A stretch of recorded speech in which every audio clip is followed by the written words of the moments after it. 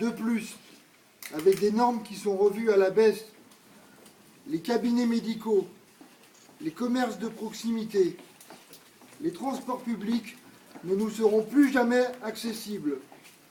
Nous en serons exclus pour le restant de notre vie. C'est ce que le préfet Jean-Christophe Parisot appelle l'apartheid ergonomique. Nous sommes exclus volontairement de la vie citoyenne et nous ne le supportons plus. Il y a tout juste un an, nous étions des milliers à dire notre colère et notre indignation partout en France avec une action phare, place de la République à Paris. Nous avons depuis organisé l'interpellation des députés et sénateurs.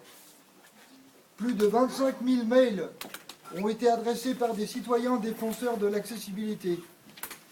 L'Association des paralysés de France a également déposé un recours devant le Conseil d'État pour faire invalider la nouvelle ordonnance accessibilité qui ne doit pas passer en l'état.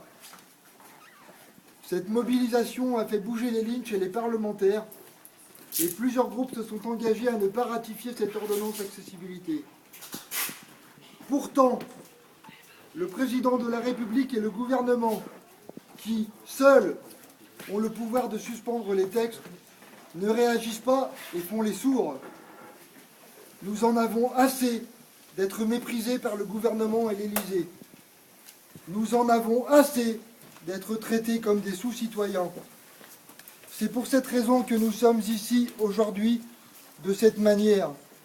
L'État nous met à terre, mais nous ne laisserons pas faire sans agir.